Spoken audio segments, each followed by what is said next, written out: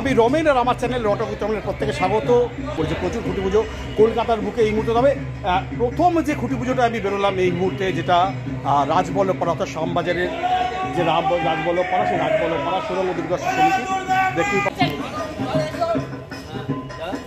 এই মুহূর্তে খুঁটি নিয়ে যাওয়া হচ্ছে, দেখতে পাচ্ছি। এক মিনিট একটু ধর।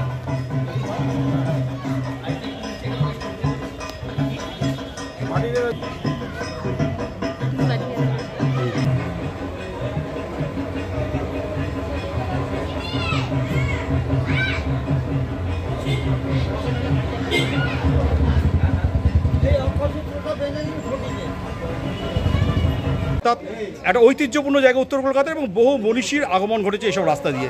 তো সেইখানে তোমার এইবারে তাদের ভাবনা কি? উত্তর কলকাতার রাজবল্লভপাড়া ষড়ঙ্গ দুর্গোৎসব কমিটি এই বছর আমাকে যখন বলেছিল, আমি এসেছিলাম যখন কথা বলতে, জায়গাটা দেখে এবং এদের ইতিহাস শুনে যেটা আমার মনে হয়েছে, একটু বৈচিত্র্য নিয়ে কাজ করার এই বছর ইচ্ছা আছে।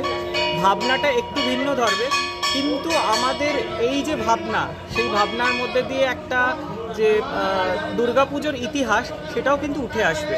তবে সবথেকে বড় কথা যেটা আমার এই বছরে বাকি কাজগুলোর থেকে ষড়ঙ্গ দুর্গাপুজো একদম আলাদা, কারণ এখানে আমি একটু এক্সপেরিমেন্টাল কাজ করছি। মানুষের বিশ্বাসের ওপরে কেন্দ্র করেই এখানে কাজ হচ্ছে। কিছুক্ষণ পরেই আমাদের ব্যানার উন্মোচন হবে, সবাই দেখতে পাবে। আমি থিমটা বলছি না, কিন্তু যেই ভাবনা নিয়ে আমি কাজ করছি সেটা পুরো মানুষের বিশ্বাসের ওপরে, কারণ বিশ্বাসের ভিত আজকে দুর্বল হয়ে যাচ্ছে, মানুষের মানসিকতা দুর্বল হয়ে যাচ্ছে। সেই জায়গাটাকে যাতে আরও মজবুত করা যায়, সেই বিষয়টাকে নিয়ে এখানে এবার কাজ করছি। মানে অবিশ্বাসের ভিড়ে কিছু বিশ্বাসী বস্তু থাকবে নিশ্চয়ই। যাকে কেন্দ্র করে এই মহোৎসব হচ্ছে, সেই কেন্দ্রের যে মূল শক্তি, তাকেই, তার উপরে যে বিশ্বাস, তার উপরে এখানে একটা বিষয় ভাবনা তৈরি। একটু উত্তর কলকাতা মানে একটা বধিষ্ণু আভিজাত্য, এবং দাদাকে দেখছি দেখো একদম পুরো দস্তুরভাবে একদম জমিদারির মতন ধুতি পাঞ্জাবি পরে, যেগুলো আমি খুব ভালোবাসি। অর্থাৎ উত্তর কলকাতা এই ছবি না হলে না কোথাও মনে হয় যেন উত্তর কলকাতায় আমি আসিনি। দাদা, প্রথমে একটা কথা বলি, সেটা হচ্ছে যে তুমি একটুখানি আগে বলছিলে যে আমাদের ষড়ঙ্গ দুর্গোৎসবের একটা ইতিহাস আছে। আমি একটু ইতিহাসটা একটু জানতে চাই, কারণ উত্তর কলকাতা মানেই কিন্তু প্রত্যেকটা কোণা ইতিহাসে ভরা। দেখুন, ইতিহাস, ষড়ঙ্গর ইতিহাস বলতে গেলে আপনাকে হচ্ছে উত্তর কলকাতার অলি গলিতে একদিন আমাদের সাথে সময় দিতে হবে।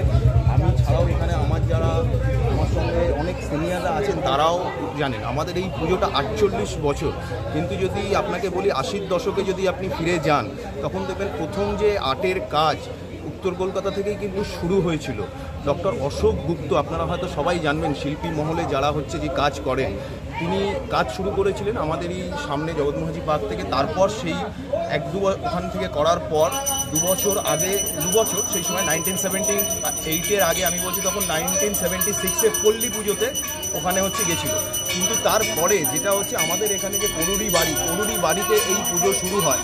তো প্রথম বছর যে 7-8 জন সদস্য সংখ্যা ছিল, সেই সদস্য নিয়ে তারা প্রথম বছর থার্মোকলের একটা পুজো করে।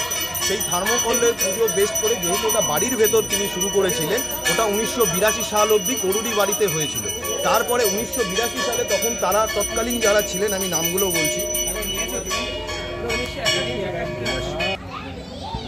1982-তে তখন হচ্ছে এইখানে আমাদের প্রথম স্থাপন হয়। সেই প্রথম যে কমিটির যারা ছিলেন সেই সময় দাঁড়িয়ে ভাস্কর শ্রী সুনীল মহাশয় পাল, শিল্পী ডক্টর অশোক গুপ্ত, এছাড়া ছিলেন অ্যান্টনি সুনীল মিত্র, এছাড়া ছিলেন সাংবাদিক মহেন্দ্র চক্রবর্তী, শ্রী নারায়ণ প্রসাদ করুড়ি, সুধাংশু করুড়ি, এছাড়া মাধবচন্দ্র দাস, অরুণ তপন মিত্র, ডক্টর সুশীল ঘোষ,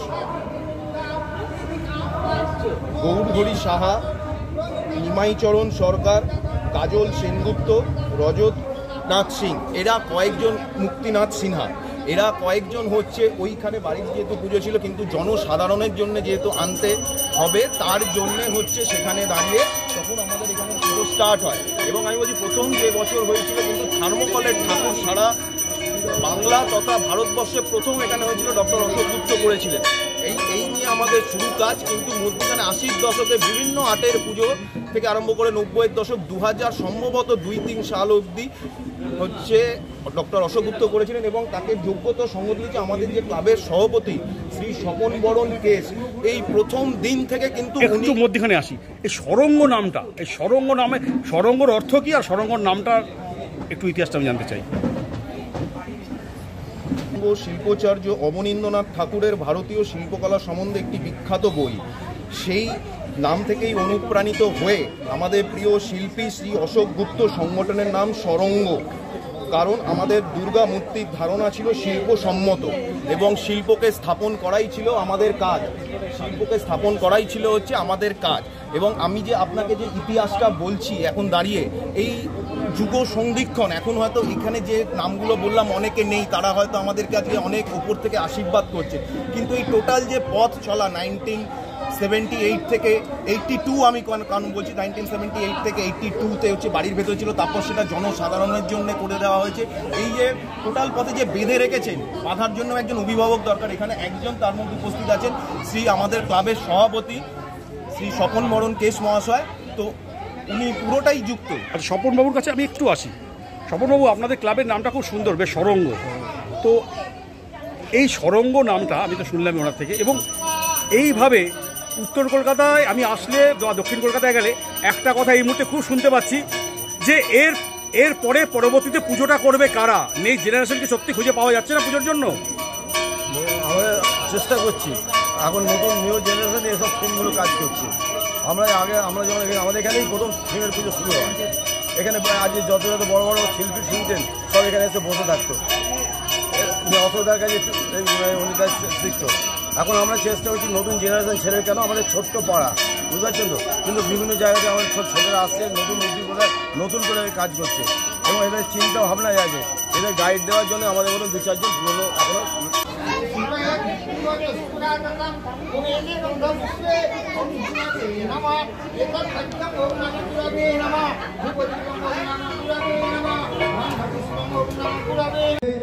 এবছরের থিমের উন্মোচন হতে চলেছে আমাদের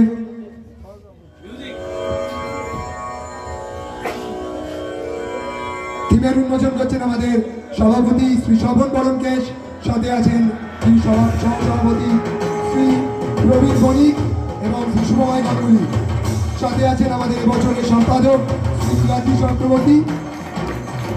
আর ঘরের মেয়ে ঘরে ফেরার পালা, আর মাস দুয়েকের অপেক্ষা। আমাদের এবছরের থিম নির্বাক সত্য। বলো দুর্গা মাই কি, বলো দুর্গা মাই কি, বলো দুর্গা মাই কি। দেখো এই মুহূর্তে কিন্তু সরঙ্গর থিম উন্মোচন হয়ে গেল, নির্বাক সত্য।